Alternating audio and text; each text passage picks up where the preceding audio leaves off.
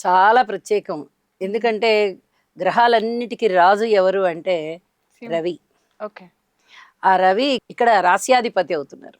Okay.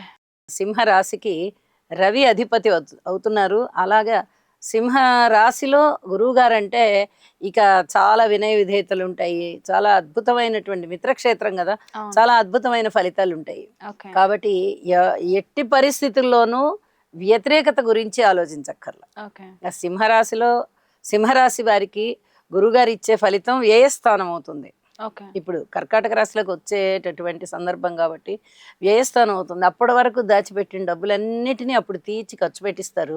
Okay. ఈ ఖర్చు చేసేదంతా కూడా వీళ్ళకి పుణ్యం రూపంలో వస్తుంది. ఓకే.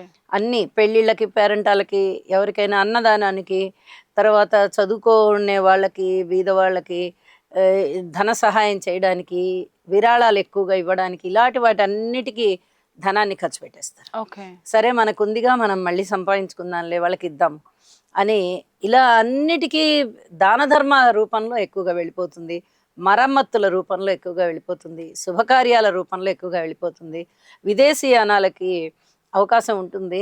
అలా విదేశీయానాలకి వెళ్ళేటప్పుడు ఖర్చుల నిమిత్తం బాగా వ్యయ ప్రయాసాలకి ఖర్చు అయిపోతుంది. ఇలాంటి వాటన్నిటికీ ఎక్కువగా ఖర్చు చేస్తారు. అంటే ఖర్చు చేసిన దానికి తగినట్టుగానే వీళ్ళకి పుణ్యము వస్తుంది. అలాగే కీర్తి ప్రతిష్టలు కూడా వస్తాయి. ఓకే.